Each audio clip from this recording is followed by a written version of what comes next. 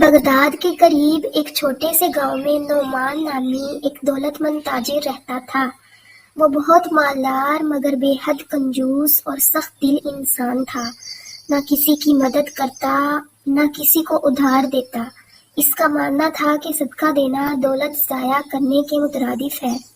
گاؤں میں قحط آیا، لوگ بھوکے پیاسے مرنے لگے، لیکن نعمان نے اپنے اناج کے گودام بند کر دیے اور پانی کا کنواں جو اس کے گھر کے قریب تھا قفل لگا کر بند کر دیا۔ گاؤں والے بار بار آئے مگر وہ ہر بار یہی کہتا، اللہ تعالیٰ نے مجھے دیا ہے، تم بھی دعا کرو وہ تمہیں بھی دے گا۔ ایک دن ایک درویش گاؤں میں آیا، وہ بھوکا اور پیاسا تھا۔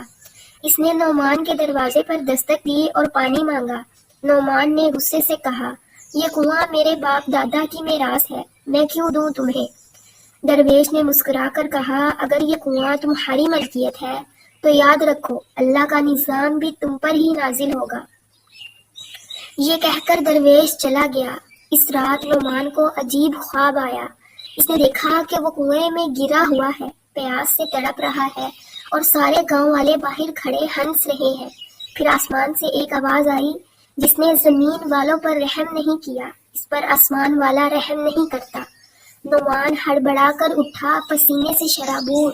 صبح ہوتے ہی اس نے قفل توڑا، گاؤں والوں کو بلایا، اناج بانٹا اور اعلان کیا کہ یہ کنواں آپ سب کے لیے ہے، اور لوگوں نے خوشی سے دعائیں دیں۔ کچھ ہی دنوں میں بارشیں ہوئیں، کھیت ہرے بھرے ہو گئے اور نعمان کا دل نرم ہو گیا۔ اس نے اپنی باقی زندگی اللہ کے راستے میں خرچ کرنے کا ارادہ کیا۔ اس نے گاؤں میں مدرسہ، مسافر خانہ اور ایک فری کلینک بھی بنوایا۔ اب وہ نعمان تاجر نہیں بلکہ نعمان خادم کے نام سے جانا جانے لگا۔ اللہ کی دی ہوئی نعمتوں پر غرور نہ کرو بلکہ ان سے دوسروں کا بھلا کرو۔